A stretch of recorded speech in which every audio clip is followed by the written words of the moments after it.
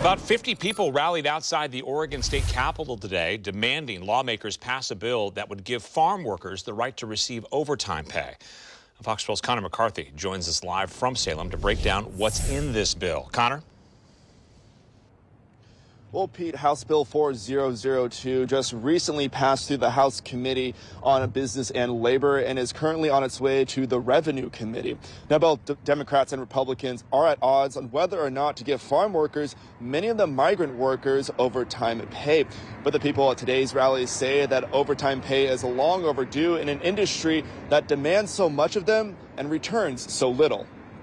El pueblo unido jamás será vencido. Rallying outside the Oregon State Capitol, farm workers demanded legislators pass a law to allow them to get overtime pay. We feel pretty good about what's happening, and I think that the legislature is the right place to make policy, so we really hope we see something happen. Reina Lopez is president of the Oregon Farm Workers Union, PCUN.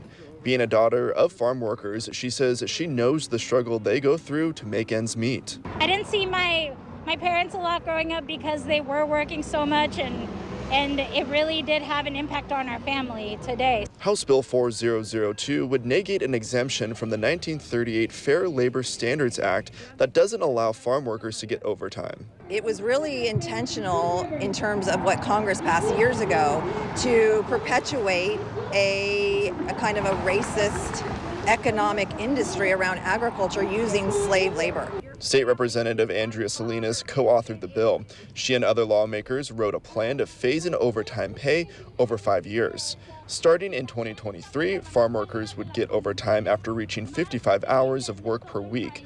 The threshold would drop to 48 hours in 2025, then to 40 hours in 2027.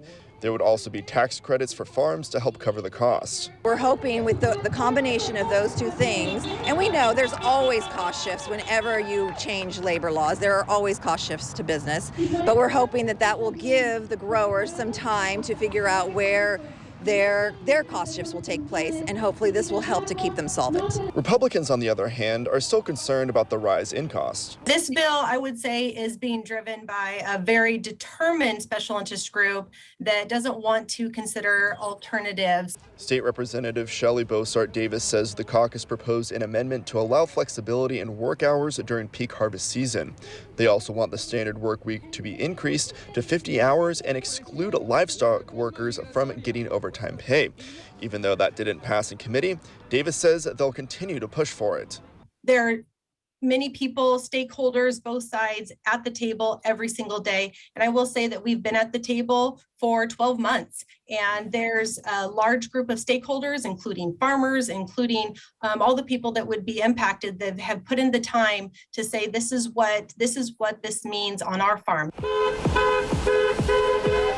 Lopez says she's confident this bill will be on the governor's desk after a failed attempt last year. Migrant workers are really the backbone of the agricultural economy.